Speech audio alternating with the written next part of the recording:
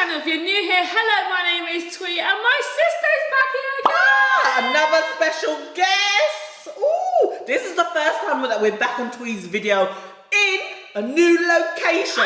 We are in my new house, guys. I've been here for a week now and I feel like I'm in my own little bubble here. I love it here so much. And I called my sister down today because I really wanted to film like a casual mukbang. We actually got Chinese, my sister's favourite cuisine ever. I just wanted to do something really casual. I feel like we need a little life update, a catch up. I asked you guys on my stories to ask us a couple of questions. And we just filmed a little story time on my sister's channel. We spilled some tea, guys. So it's a story time about the time that I got played and cheated on. Oh my god, it was so juicy, it was so funny, very raunchy, so head on over there if you're over 18. We've got some spring rolls here, staple, and also prawn crackers, which we got for free. We got some butterfly king prawns, salt and pepper squid here. This looks delicious. One of my favourite things. And then my favourite soup is hot and sour soup. This looks so good at the moment. I'm talking to you guys and the smoke's just... So if you guys want to hear what's been going on with us, what's the latest tea, please keep watching. Roll in the intro.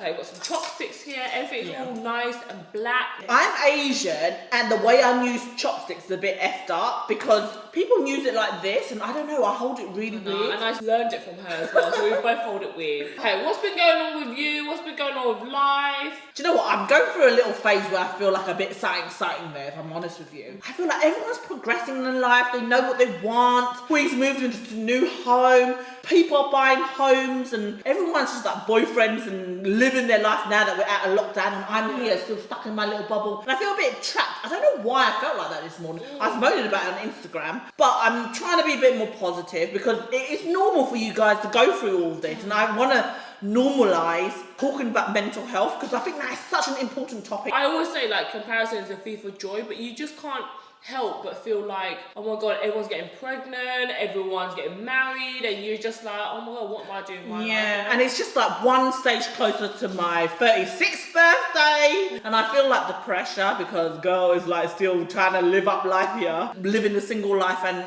everyone's getting married with kids and everything, and I feel like I'm behind it all. You don't want to feel that pressure, but you do feel the pressure. It's like an invisible thing that plays in the back of your mind. I feel like a lot of people definitely go through that. Like even for me, when I go on social media, I'm like, oh my god, my friends and all my other work colleagues, they're getting all these jobs and all these brands are working, they're going to this event, how come I didn't get invited? You just think like, oh my god, am I doing something wrong? I'm here and I'm enjoying my real life, but then on social media, I always feel like I have to remember to show this or remember to do that, and I feel like I can't live in the moment as well. Oh, see? Do you know when we always see all this nice and glamorous side, we don't see what the reality is like? And I was just saying to Twee earlier, like moving out into such a big new home, when I first moved out to my new home, I felt the pressure of like, oh my god, I have to be an adult now. I've got so many new responsibilities, financial responsibility, taking care of this home, insurance, all these things that you never really have to think about. I also feel a sense of guilt, like I don't belong here, or like when I walk down the high street, I'm like the only Asian one, and I do feel like I'm like the sore thumb here, that everyone's a bit more older. It's such a different life to what I know, because I've always grown up in like quite ghetto places. That really shows that you've evolved. Yeah, that's the thing. so. If I was to take Twee around about 2 years ago, I could never see her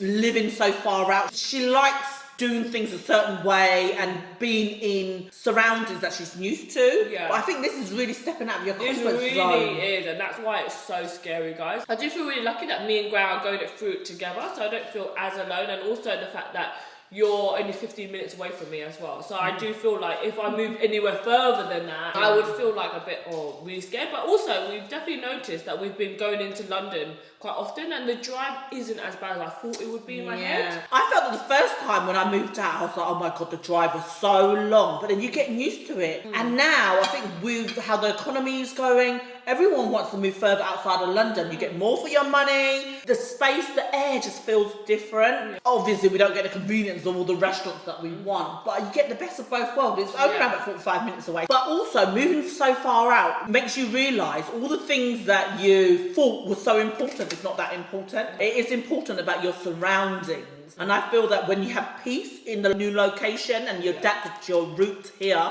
you would feel like this is home and nothing else is comparable. Because now, even when I go back to mum's house, I feel like this isn't my home. And I feel like I have to go back to my home and sleep, and this is where I belong. Oh my god, that's so true. This house is like, it's got such happy vibes. I feel like it's so sociable. Coming from a place where really I only had like one room, and we really was never really in the living room. There was never like a TV there. It was just somewhere you quickly eat and then you just go up to your room. And I feel like now there's just such a communal spot. But her house is looking beautiful, guys. Every time I come here and I see her stories, there's a new gadget in town. I'm like, I need that. Yeah, I'm really enjoying it. It's so hard because I don't want to take away the beauty side of my channel or on my socials. I just want to vlog about what I'm interested in right now, which is all home stuff. I also feel that guilt. I know not everyone is interested. You know when you follow someone and they have a baby and all they post about is their baby? I totally can relate to that, because I found it annoying and you want to unfollow. Because I feel that social media is changing. People don't follow just for the beauty element. They want to follow you as a personality and as a character.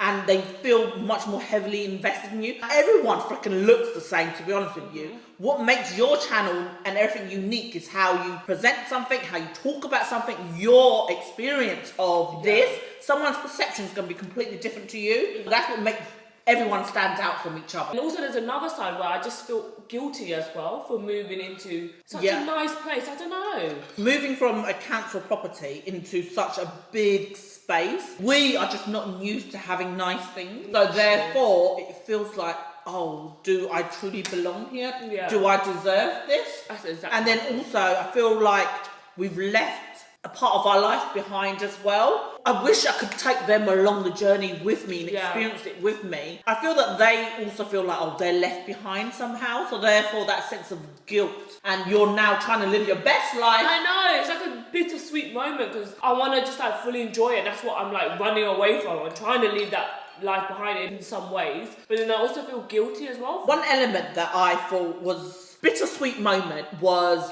my mom. She thrives on act of service, and I feel that sometimes her presence or her existence sometimes is solely based on us, like feeding her kids, act of service, cooking for you, washing for you, doing this. That was her main way of showing love. And I also feel like leaving her behind, she feels like she's probably alone. And that's one thing I'm concerned about. Me too. I was saying that when my mum comes back this time around, she's been gone for like over a full year now, and so much has just changed in a year. Like, you know, with Corona, I don't know, it just really shifted people's mindsets, and I don't know, I just get scared about her. Like, I know she'll be fine, she has a house in Vietnam and stuff. I don't know why, it's just so sad when you see like your parents, their whole life was just you, and then when you kind of have to pick up and move on with your life, and you know, you're going off and doing your own thing. I think this is one of the sad elements with our culture where, I mean, it is lovely. Obviously, your mum wants to see you progress and blossom and everything. How the culture works is normally someone always stay at home, and literally there's no one left inside the home. There's always this sort of thing where one person leaves, there's always going to be someone at home to take care of you and all that sort of stuff. And basically the change of how the dynamic is, we feel like we want to take care of her, but then also want to enjoy our independence as well. It's so hard to balance. I know that deep down she's really happy, and I'm really happy and ecstatic for you guys. Okay, so I'm drinking bubble tea. This food is not that great, guys. You carry on it while I drink my drink. This tastes a bit stale, guys. I don't know whether it's like the breadcrumb or something that smells a bit off. The prawn's a bit smelly, it's a bit old. Okay, so we're gonna answer some of you guys' juicy questions. The first question is, what is yours and your sister's favourite place or thing in your home? I actually really love this open space living. One thing that I was advising to is like, oh, you're gonna want your own, like, when you're cooking stinky food, to close the door. I think it's so sociable. And it's so easy to grab a snack and go there.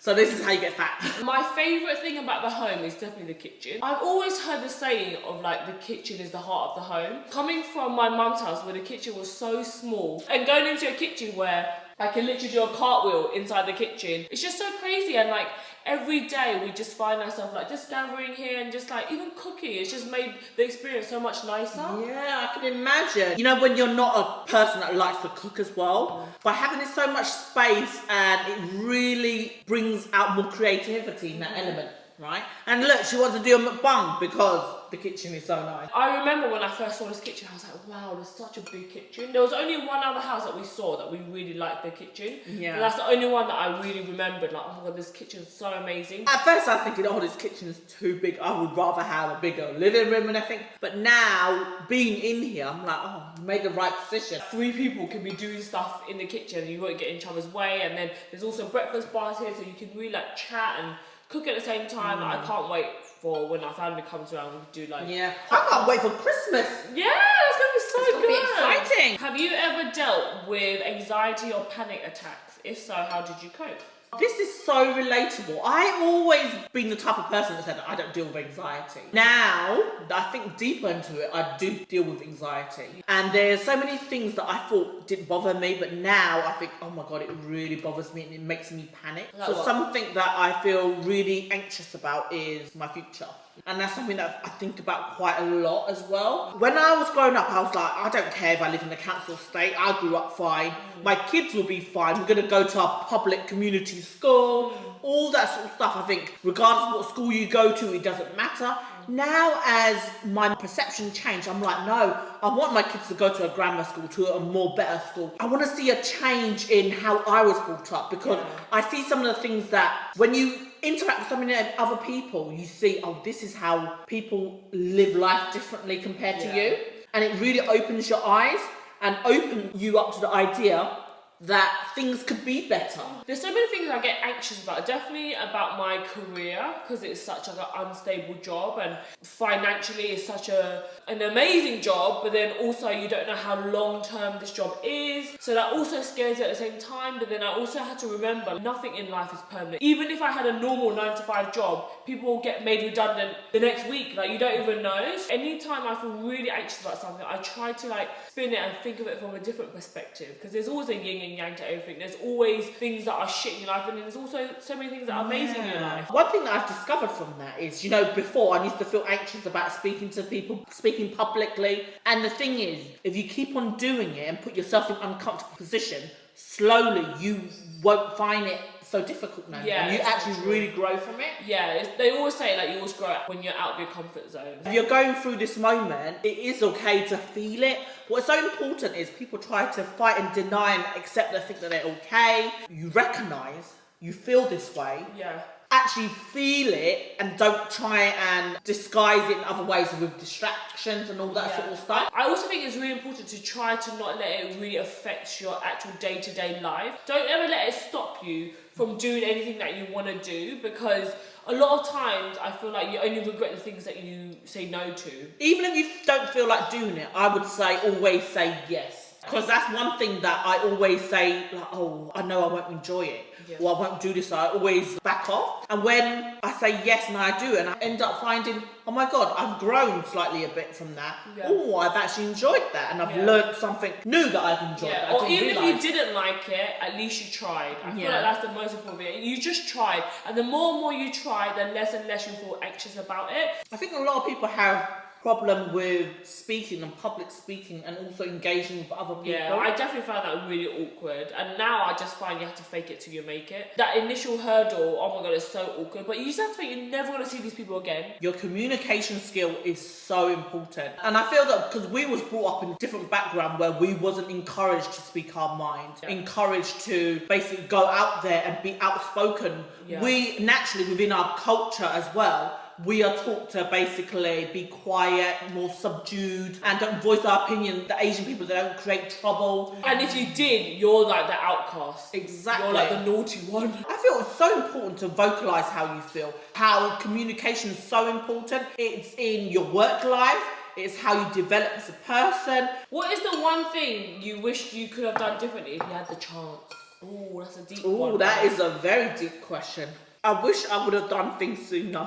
Yeah, me too. There's a lot of times where I just feel like, why didn't I do that sooner? Why didn't I think of that sooner? Why didn't I just pursue that? You're still really young, I think time is on your side at the moment. I think she achieved so much with her life, and yet she still feels she's underachieving. Whatever stage in your life, you always want to do better as well, and you're never gonna be satisfied. Yeah. So that's why they say when you're a millionaire, people will have different purposes now. Now money is not important. Now they want to make a difference to the world. I wish I would have made more friends. I never really put having friends on my priority list when I was younger, and now I really wish that I had more friends. I find it's such a struggle to connect with people. That's my problem at the moment. And also with this pandemic that's happened, it's even more difficult to connect with people because I'm not that type of person that would like to connect over the phone or anything. I like to see them face to face. And I want to have a friendship where it's just comfortable, where you don't feel like there's pressure to be this type of way. But then I also think to myself, it's so important to have different type of friends. You have to be open to that as well. Because I was always like, oh, you have to be similar to me to be my friend. But now there's a friend for different purposes. Someone that I would go on holiday with.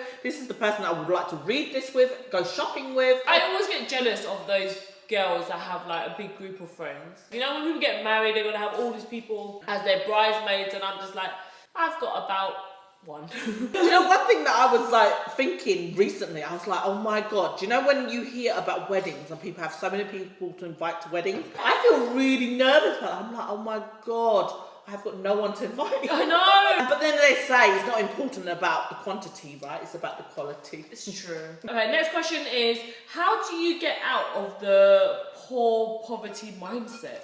Something that's ingrained in me. I can see people buying really nice stuff. They don't think twice about it and they don't feel guilty buying that for themselves.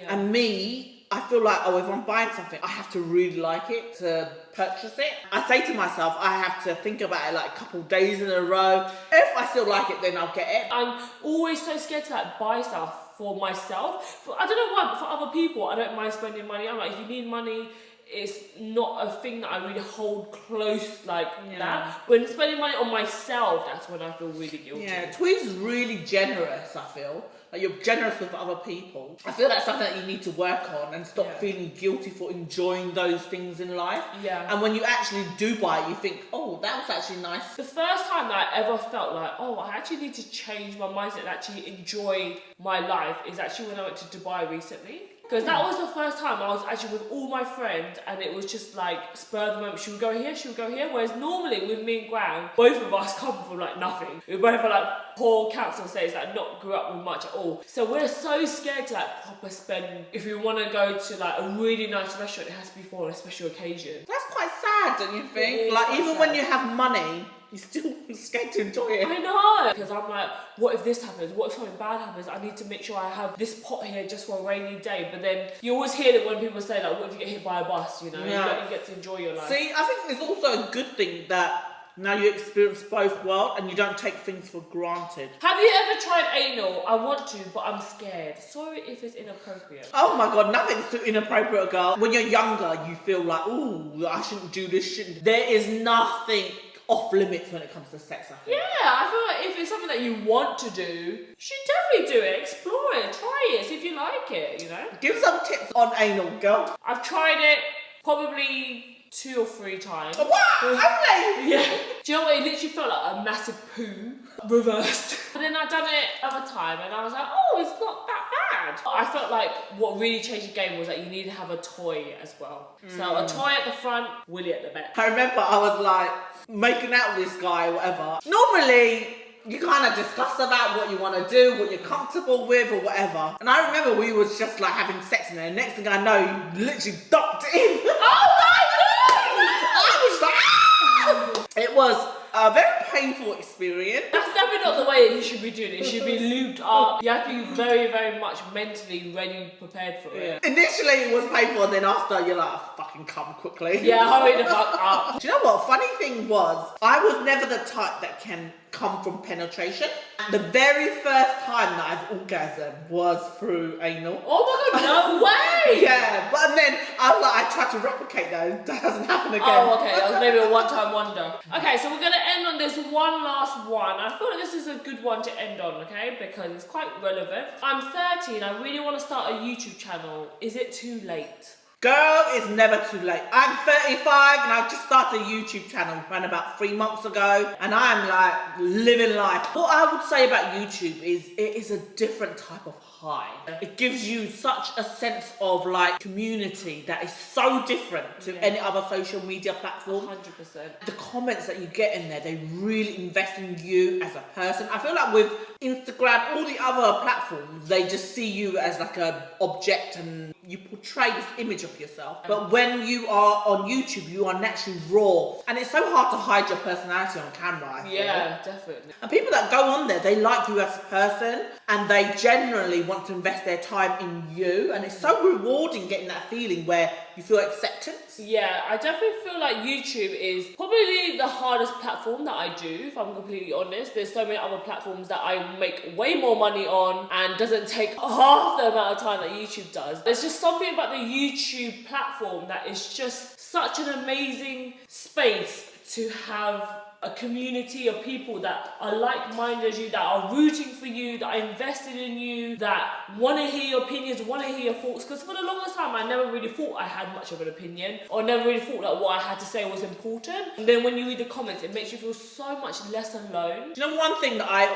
will say to you yesterday? I felt that I don't have many friends, but my sense of release is through social media and through YouTube. And I feel like, you know, sometimes you just want to say what you're feeling, but not say it to someone else and they might give an opinion and then you read it and see it in a different light as well. Yeah, it's so true. And I definitely don't think it's too late to start YouTube. Like, YouTube is still a growing platform. Like, there's millions of YouTube videos being uploaded every single day. I'm not going to sugarcoat it and say that it's easy. It's hard. Especially my sister, she's working a full-time job. Like, we're filming right now on a Saturday, trying to upload her video for tomorrow. And it's a lot of sacrifices that you have to do. Yeah, because the last thing I want to do is be editing on a Saturday night and a Sunday morning. But when you want something in life, you have to work hard at it and nothing comes for free, guys. It's not too late, but you just have to be prepared and be consistent. That's the biggest thing I have to tell you guys. There's so many people that want to do this social media life and they think YouTube is so easy,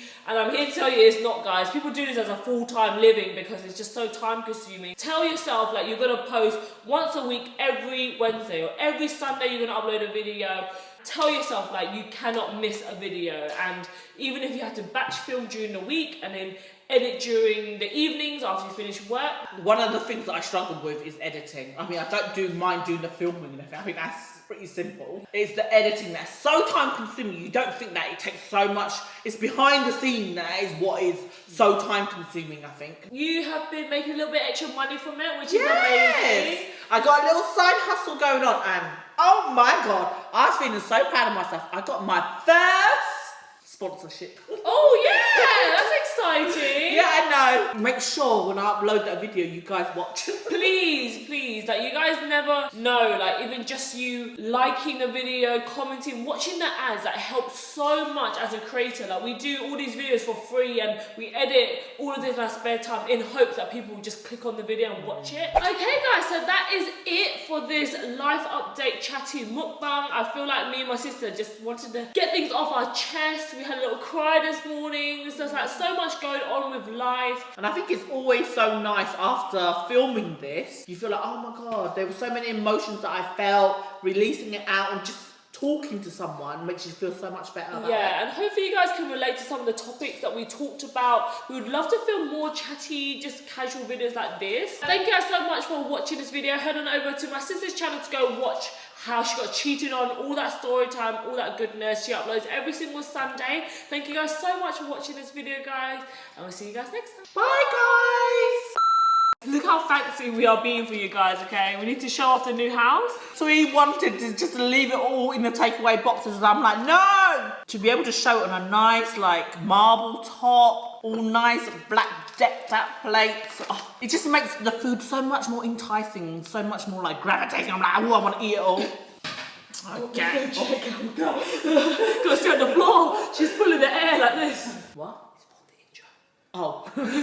Roll in the intro, guys. It's really hard to talk and eat at the same time, innit? Me, the thing is, I eat so loud so you guys find it so annoying. One thing that Twee hates is that that's me and I eat with my mouth open. And she's like talking, you can see bare food out. The other day I was like watching a YouTube video on dining etiquette and like how you... Let it go through. Apparently you're meant to put your elbows on the table and stuff. And I'm here like, oh, what's the tea, guys? even though my battery's gonna die soon. Okay, one of the I'm gonna try to make these. Sorry, guys. Live life. Disgusting. I don't eat fat, guys. This is a big chunk of fat. I haven't got no blooper though. Give them a little something exciting. I ate all the chicken rolls. No. I ate all the spring rolls, guys. Tweety didn't touch a thing. Well, that ain't no blooper.